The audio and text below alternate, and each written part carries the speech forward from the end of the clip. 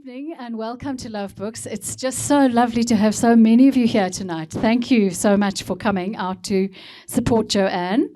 We are, of course, launching Unseen, which is Joanne Bloch's story about her sight loss, which is published, of course, by the wonderful, small but feisty independent publisher Mojaji Books, which was founded and is run by the legendary Colleen Hicks.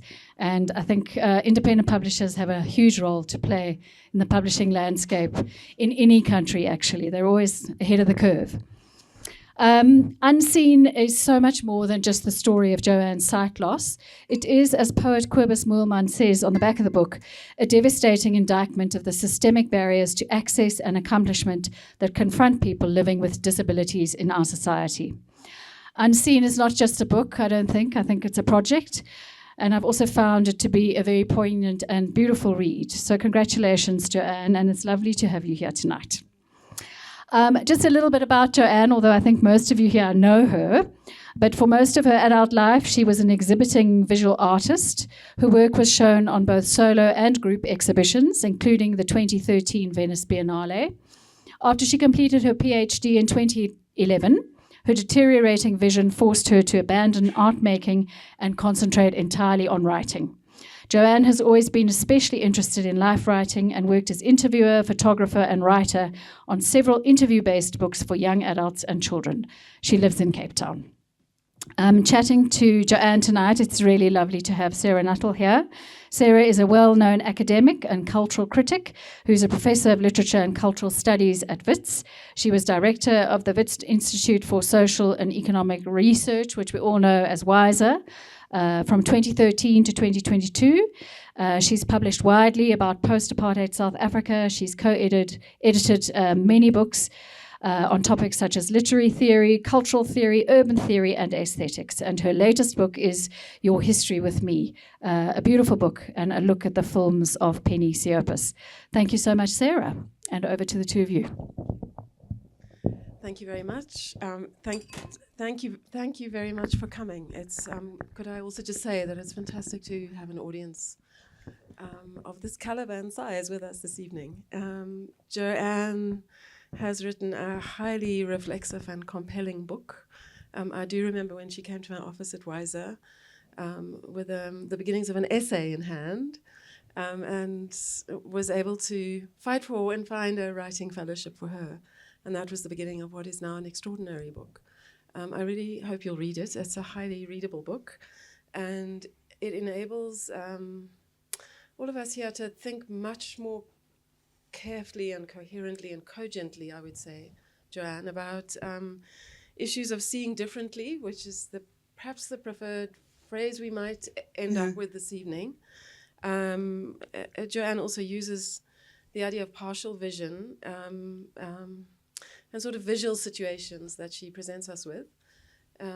So I want to ask 5 or 6 questions, and then I would really like to hand it over to you, because I know that you will run with whatever we talk about here, because it has a particular kind of profundity, but it also has purchase on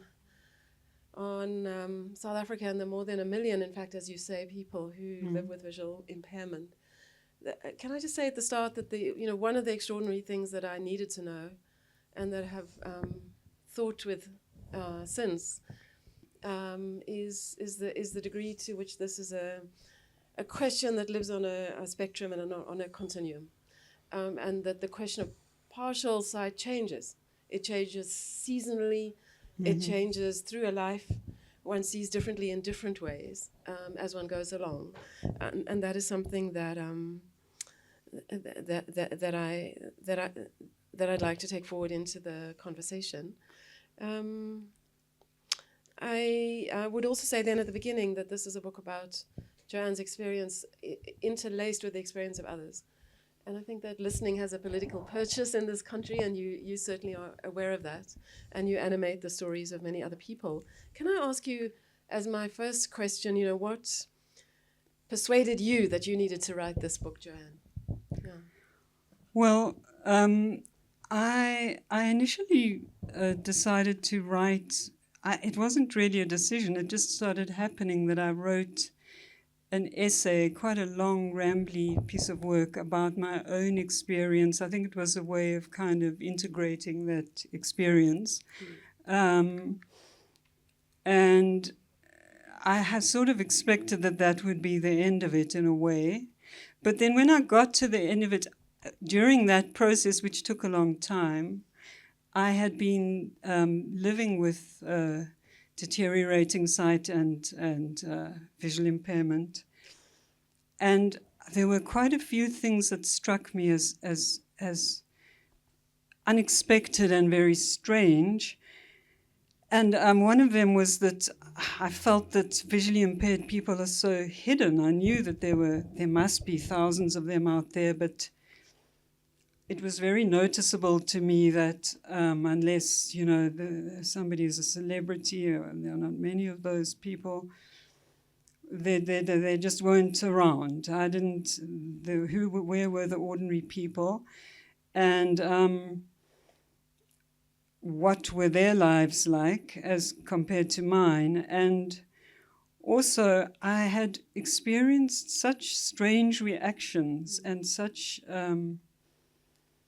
a range of bizarre reactions and interactions with people, with fully sighted people, old friends and strangers and just people, ranging from sort of kind of aversion and kind of discreetly disappearing to saying strange things, to telling me that my life was a tragedy, to being quite blunt and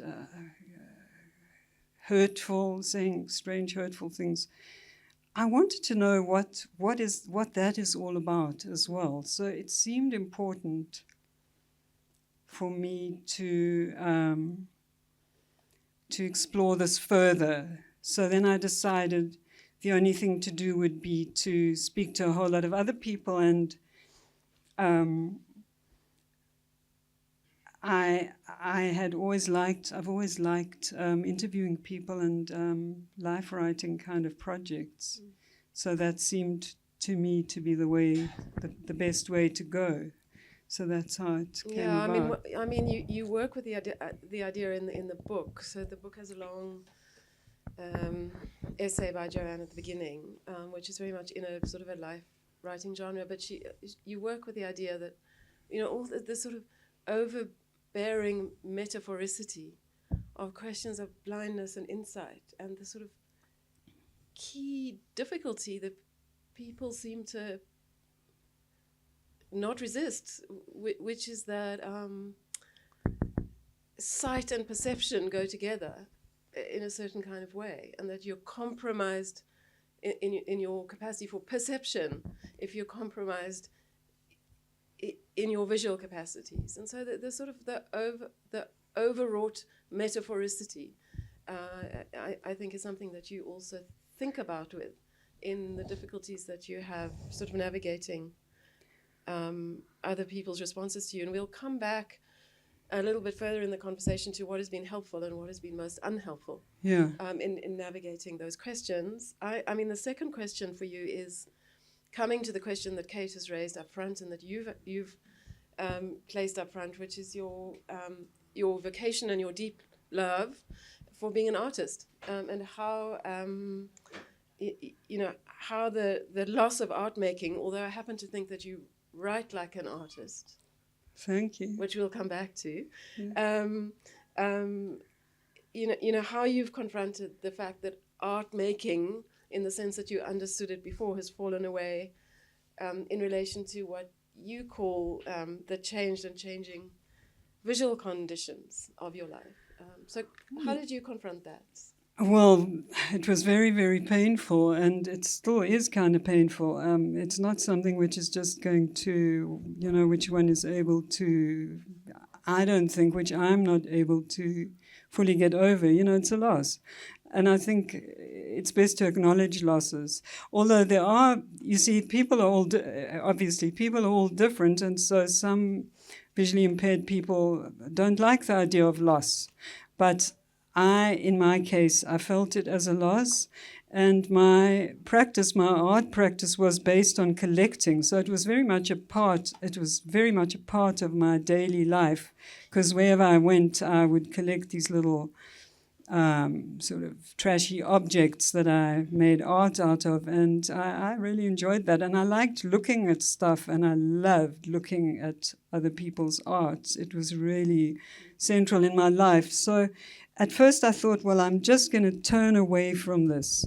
It seemed the only thing to do, and I did do that for a very long time.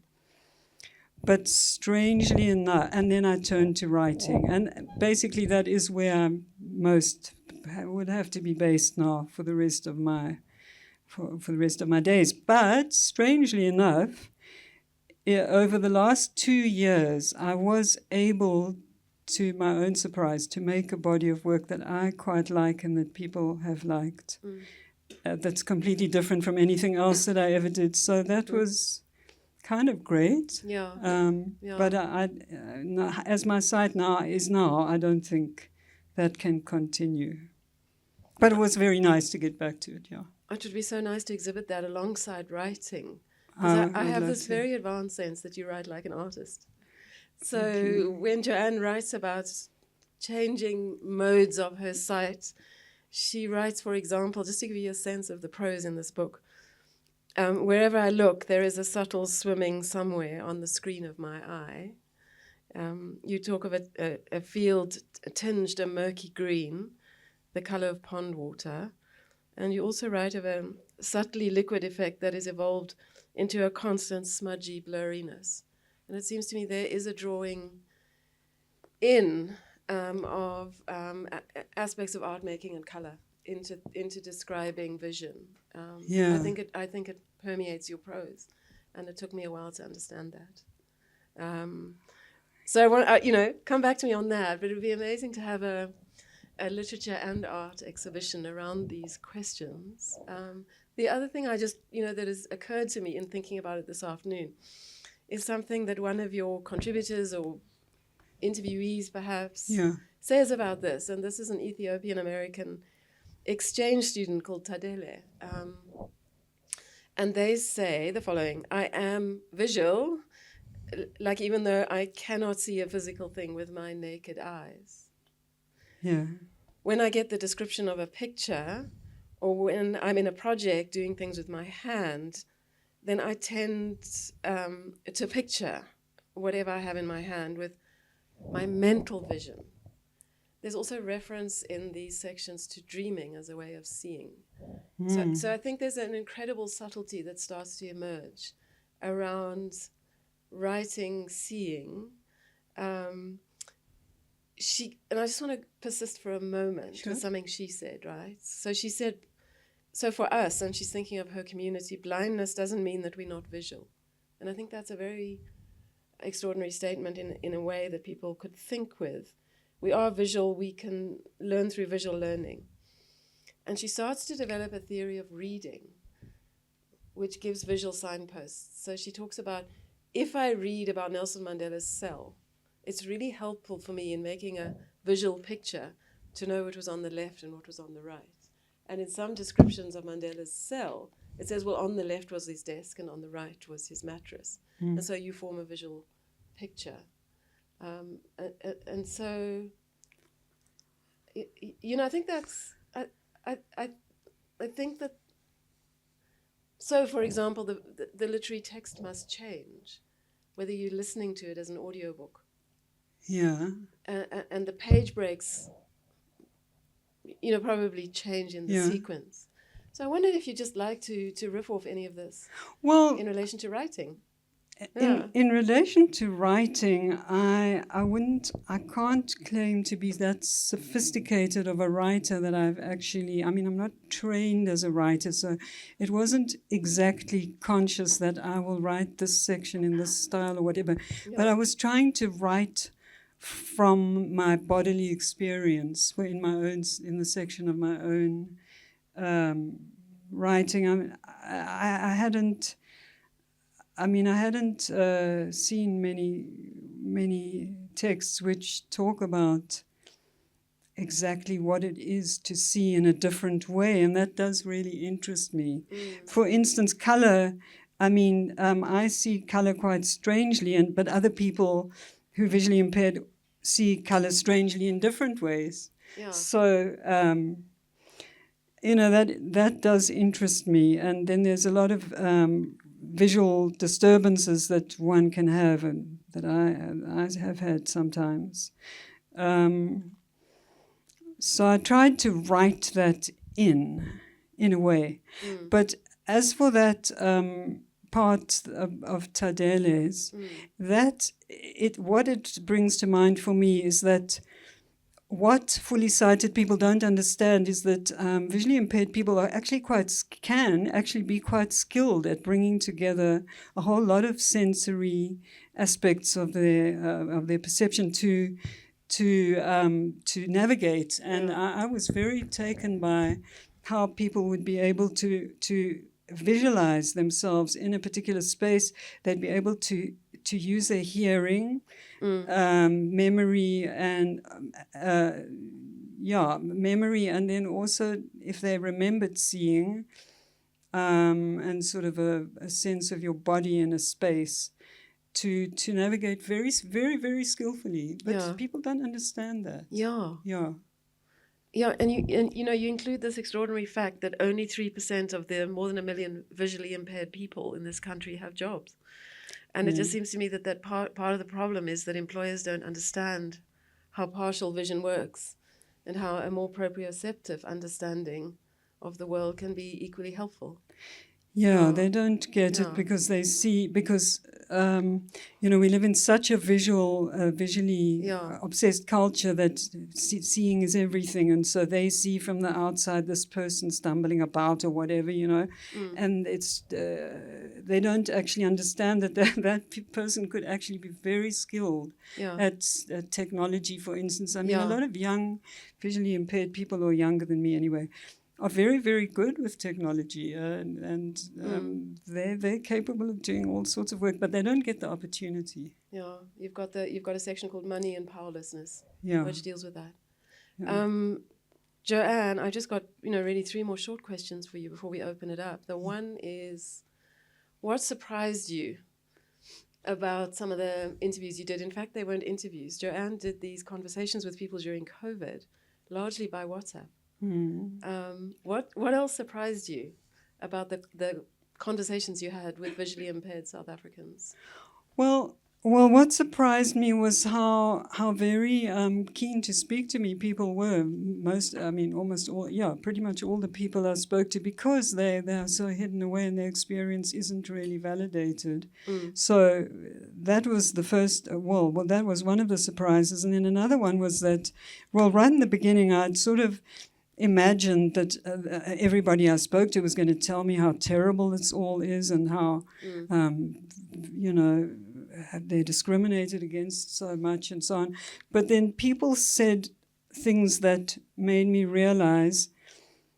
One of the participants or contributors told me there's a hierarchy of disabilities, and, there's sort of intersecting disabilities.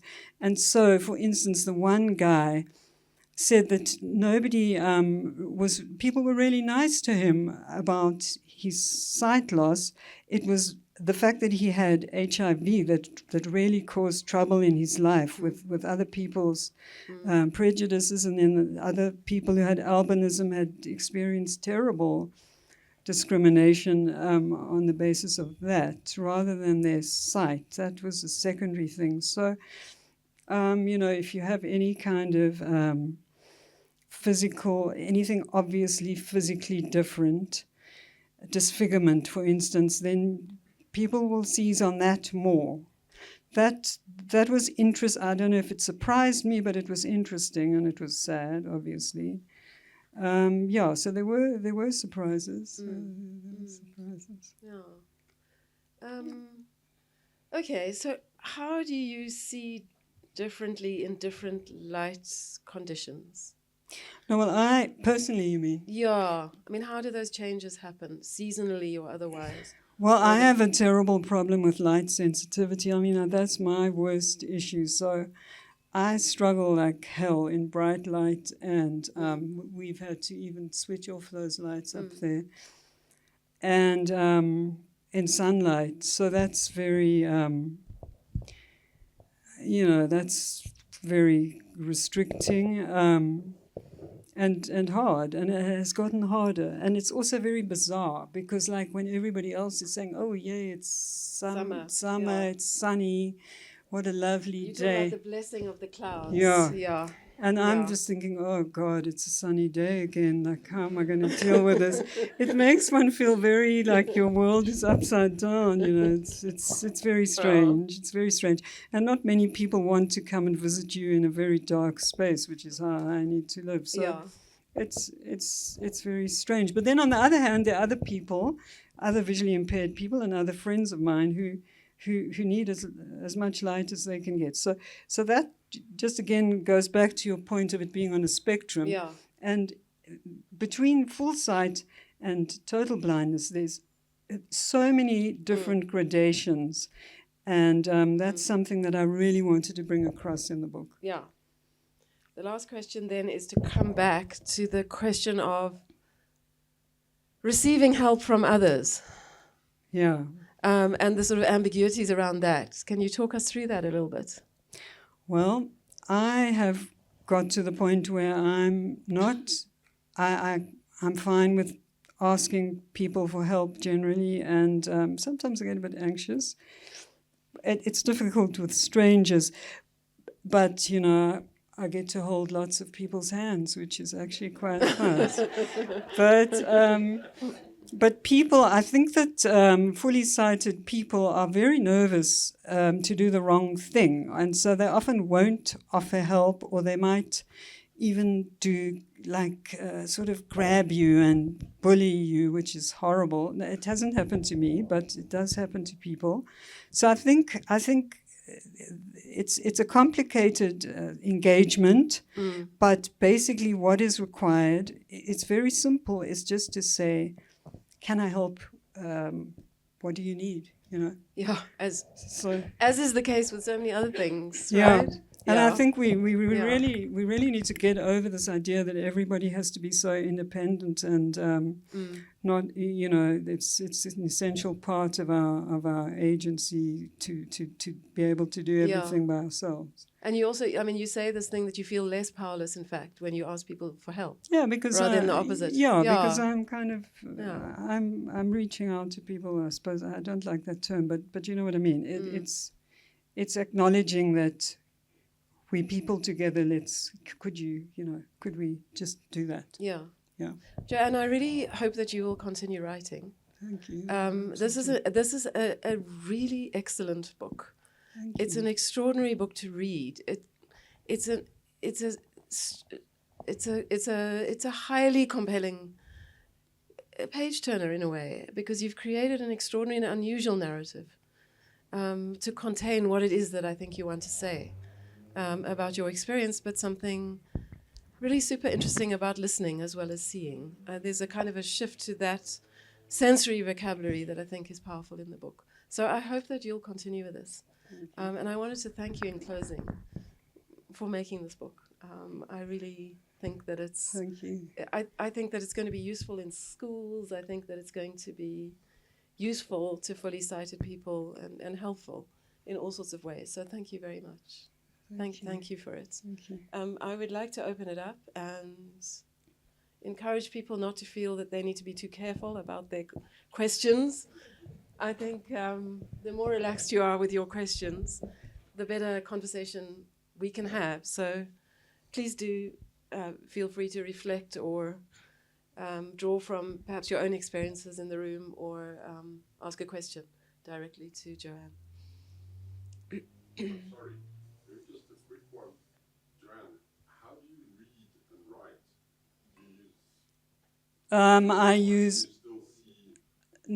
I can see a bit, but it's getting harder.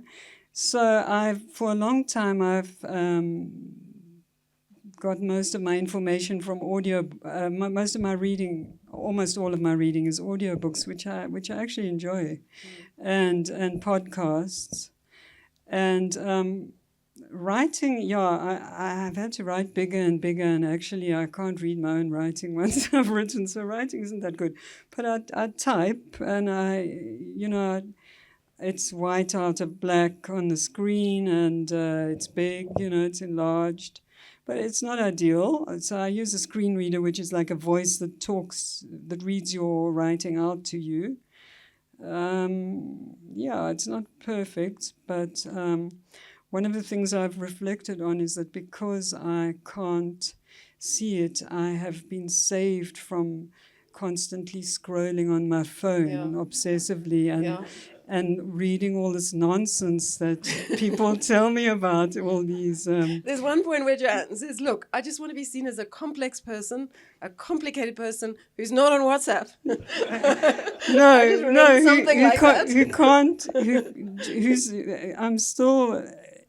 I'm not defined by not being able to see your photos on WhatsApp. People always send me photos. Yeah. So could I also add that the book is published in different fonts, and so that you're moving between different size fonts as you read the book, which is helpful in terms of the form reflecting the content of the book. And the publishers explain that quite carefully at the beginning in a note on terminology and font and so on. Yes. Did you find you got any pushback from the from your community on writing this book, or was it generally supportive? You mean negative, something negative? Yeah. Did you get any negative pushback from visually impaired? Positive. I just mean, was there pushback, or was it generally positive feedback? No, it was generally very positive. I don't know, because I've been slightly critical of two particular organizations in Cape Town, but I didn't mention them by name, so I don't know if I'll get pushback from them, but I don't really care. Exactly. Joanne, it's Nina. Yes. I'm visually impaired myself. Will your book be available on audio?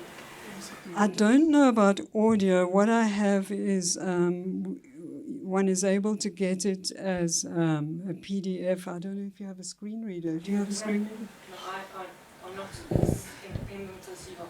It's easy to get a screen reader. It's not hard. I'll tell you how to do that, and then it can read it to you. It's essential. You need to have that. Yeah. That's as good as I can do, because there are 20. I spoke to 20 people, so I don't think anybody's going to want to make an audiobook with 20 different voices. You know what I mean? Yeah. Sounds kind of good to me. Yes.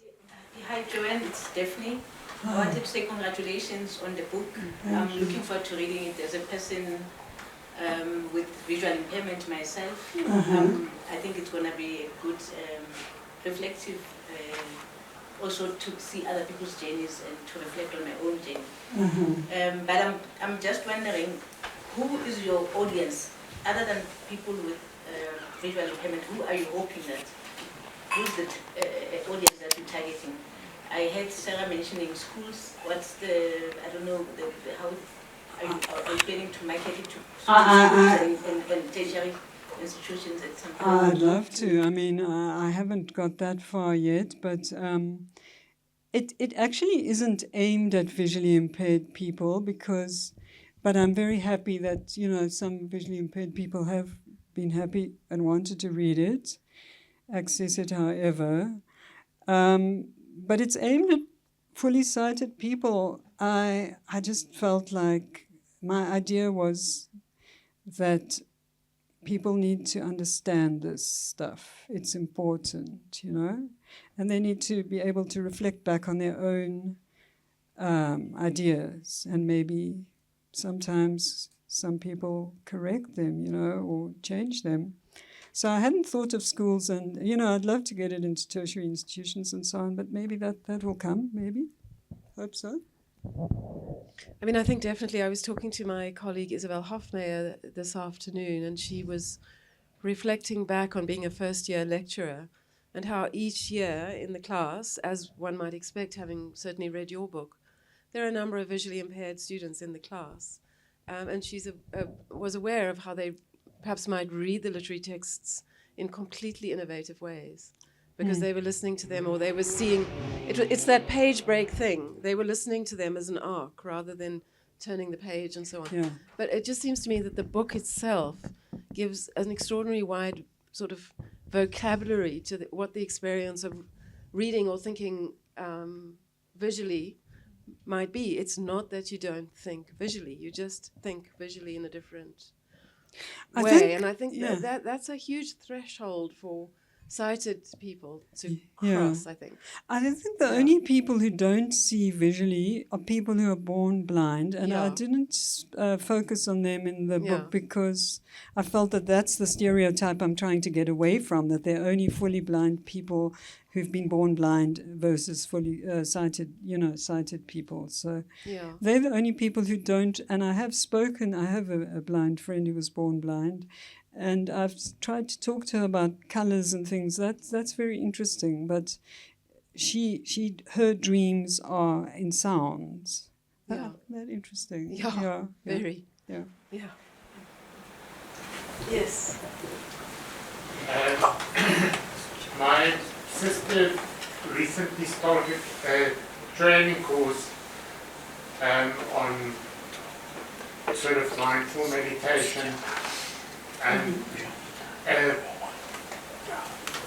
foundational thing there is you need to close your eyes, because that's how you get access to your inner life.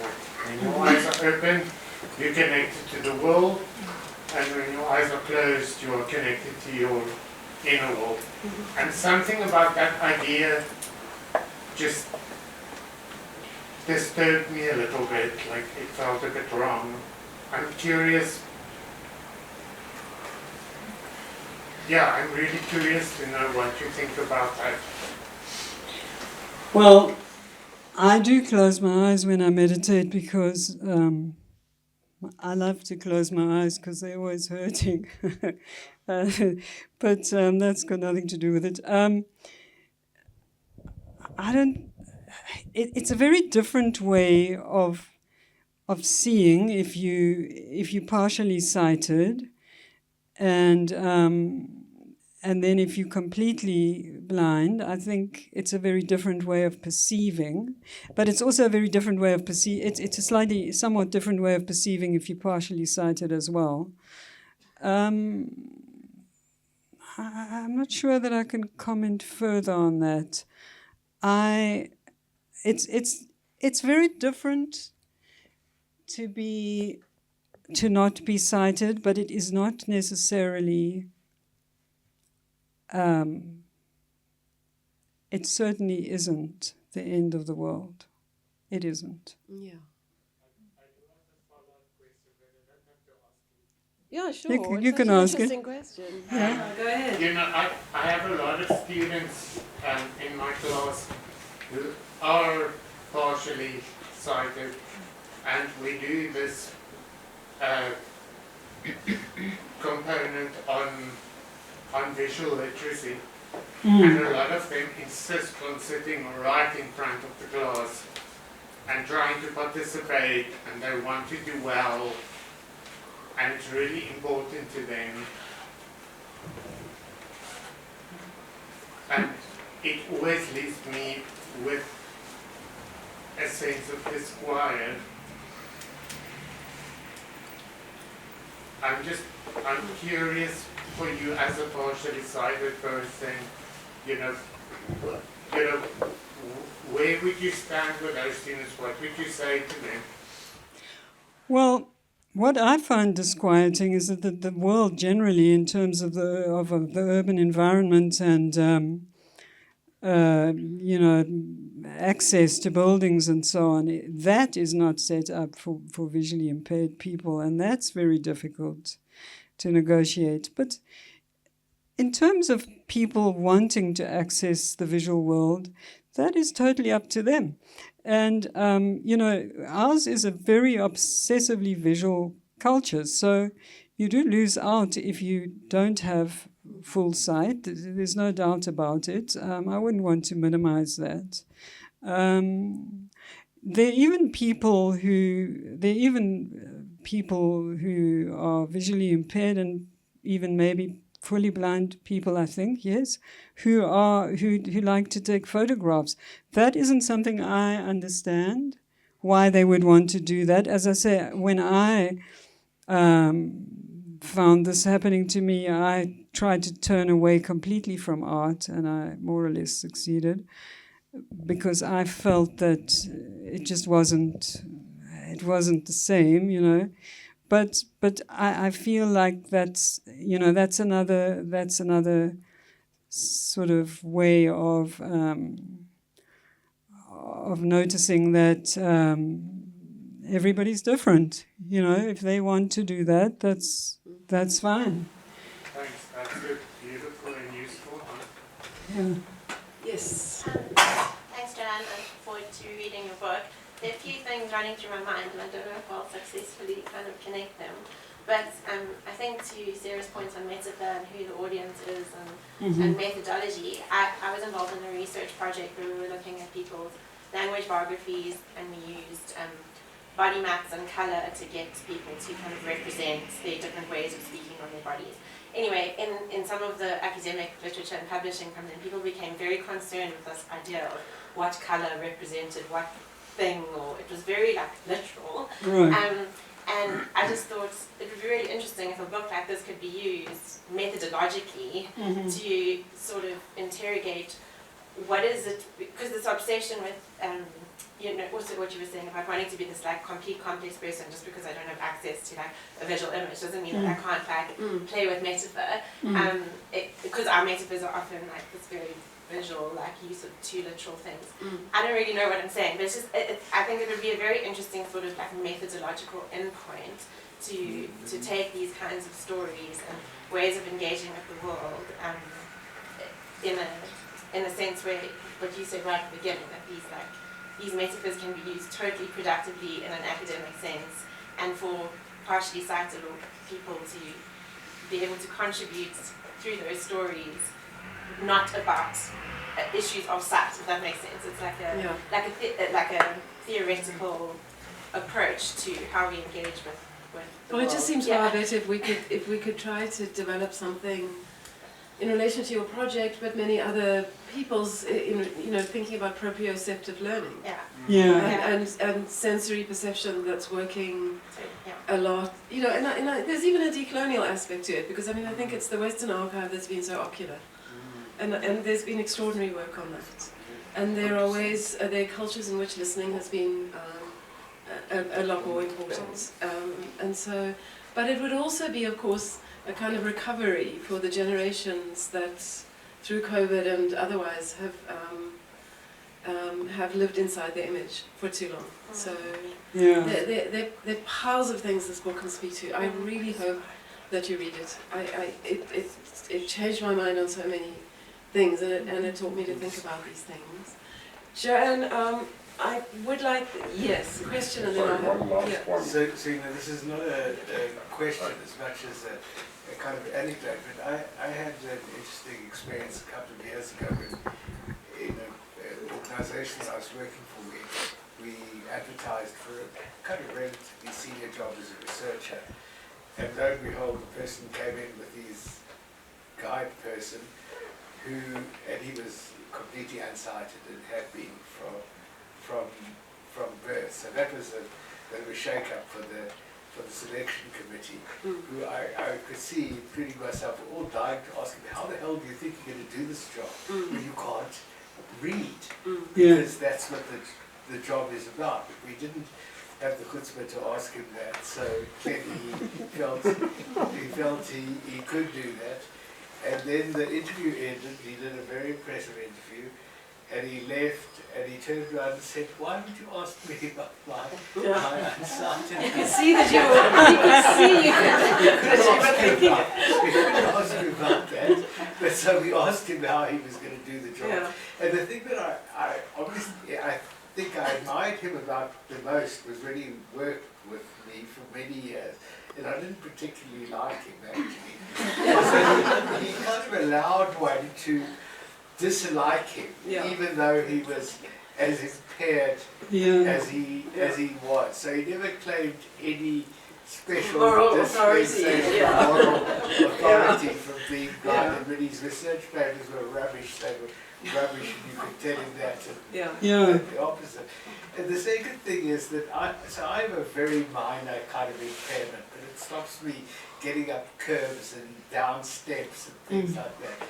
And we were in, Terry and I spent a long while in Mexico City recently, and people were incredibly kind to us. As soon as they saw you struggling about anything, they lifted you up the curb and put you down the step, and sometimes more than you wanted to be put up and down.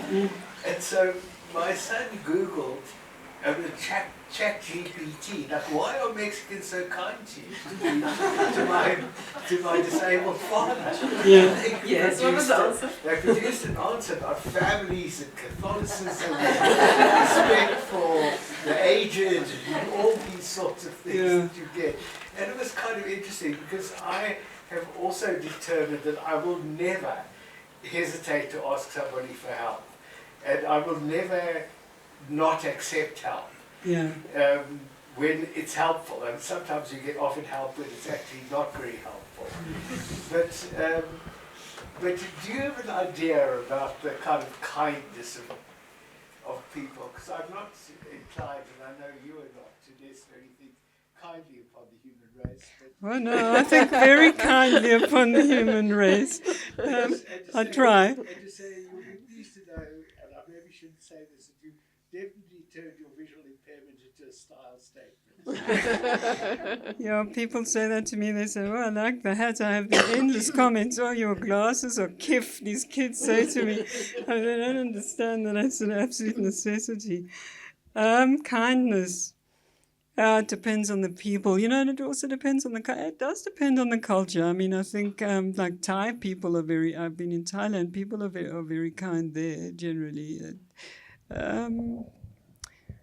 But your point is about kindness to visually impaired people specifically, or do you think it runs over onto other things? It runs over onto other things. Yeah, I think it should, it should be about everybody. People are very anxious about. A lot of people are very anxious about being kind and doing the wrong thing. Like you were with the guy who was who came to the interview. Like you were so careful that you didn't ask anything. The key question. Yeah. I I don't know further than that. I can't really say. Thanks for the lovely question. Yeah. It's hard to answer, right? Yeah, exactly. Yeah. Okay, so now, so that we keep this into a good time. No, yeah, I know. Could I just say, I'm one of these people who's very conscious of the energy in the room and the time that we have, and that we should end this while we're still excited and interested. So I would like to suggest we take the next 3 or 4 questions together. Is that okay? Yeah. Is that okay? That's fine. Okay. That's fine. So if you could just raise your hands a little higher. I'm going to start with you. Then you've asked a question already, so I'm going to go to you, and then go to the back. Do you have one? Bridget, do you have one? No. Okay. Yes, please. Yeah. Can you speak up a bit? Yeah. Yeah. Yeah. I just want to say congratulations for writing such a book. I'm from Blind SA, and I'm with my colleague here. And when we heard about the launch, we just jumped on it because I think the information and what the discussion that we've just had there on the book, I think we are very much interested in reading the book. And we think that the book will go a long way in raising awareness about the capabilities of blind and partially sighted persons around our communities.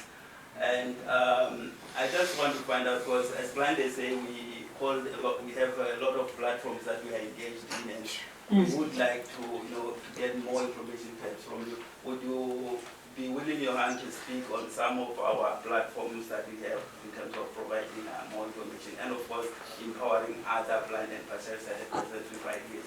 I'm very happy to speak on any platforms, yeah? Thank you for the invitation. Thank you for being here. And thanks for being here. Yeah, hopefully we can help in other ways. Let's see. Okay, all right, yes. Yes, you. No, you, yeah. I know you asked a long time ago, next on your thing? Are you going to write fiction? How are you going to exercise that? I can't write fiction. I don't know why, but I can't. I don't know. I will have to. I'll have to let you know later. I think she's going to write like an artist, but I also think more non-fiction. Please, can you do more? I'd love to. I think this has I'd love opened a to. huge window. I'd love to, but does it have to be about visual impairment? No, of course not. But you could bring that in occasionally. Okay. Yeah. Joanne, knowing your artwork and the creativity that you managed to express in your collecting what you, as you put it, rubbish, it is so inspiring and so beautiful. Have you, to come back to David's question, have you ever tried to make artwork with the help of somebody? You can touch the objects, you can see more or less what you're doing, and you still have your creativity.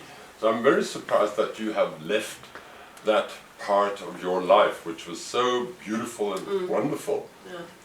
Yeah. In this recent body of work, which is made on fabric, and I did have people helping me by cutting out all these many millions of little bits of fabric, and then the idea was in my head to how to put them together, and so I have had a bit of help with that. Who knows, hey? It's really hard to say. I mean, these things have to. Yeah. Thank you. Yeah. Thank you. I want one of your artworks to be reproduced because I love it so much. Wow. Thank you. Yeah, we'll see what happens. Yeah. You're being reticent in your answers. No, sorry. No, I just genuinely don't know. Okay. I don't know what's going to happen next. Yeah, we have another question here, and then we might conclude after that. Yeah. Yes, you. Yeah. It's Nina again. Hi, Nina. So I recall that we both have very similar vision, blind in the one eye and partially sighted in the other. Mm-hmm. So prior to my condition that left me visually impaired, I was an architect, and I did pottery at school. So I was at the Art and Valley School here at Bloemfontein. And I had decided to continue with pottery, but it became a very different experience because now it's all based on feeling. So you might want to consider doing something like pottery and get the pottery teacher to maybe help with the glazing, because that might, if you struggle with colour and that, they could maybe help you with that, or sculpture, which is more of a, coming back to his comments. I actually found that my experience of colour is not really a struggle.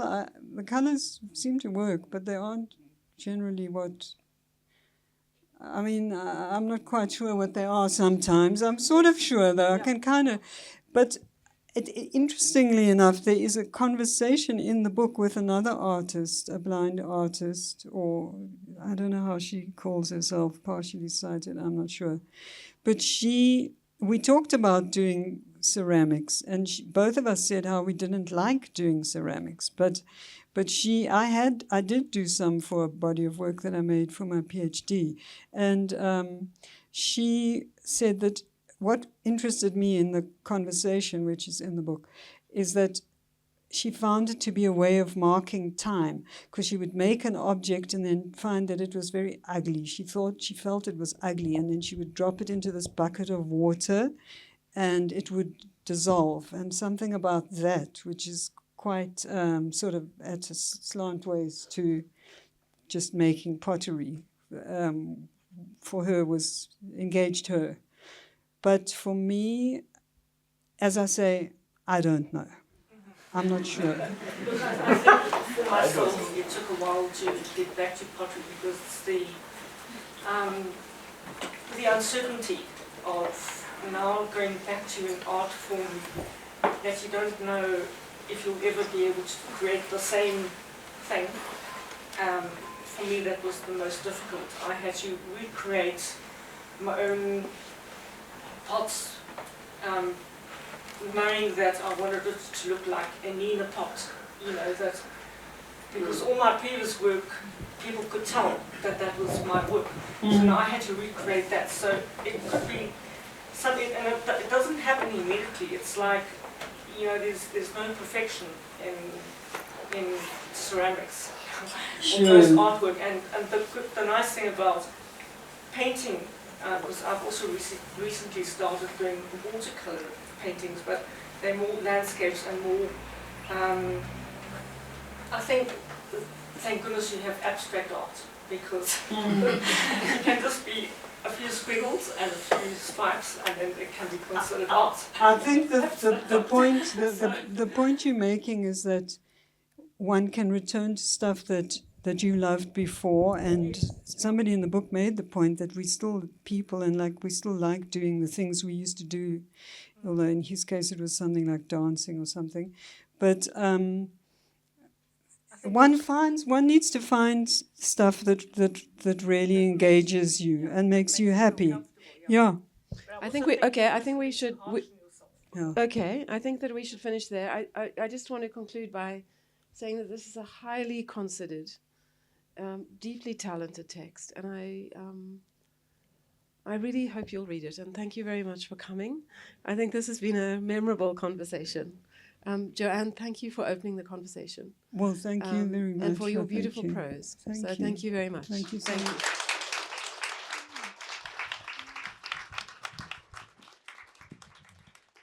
Thanks so much, Joanne and Sarah.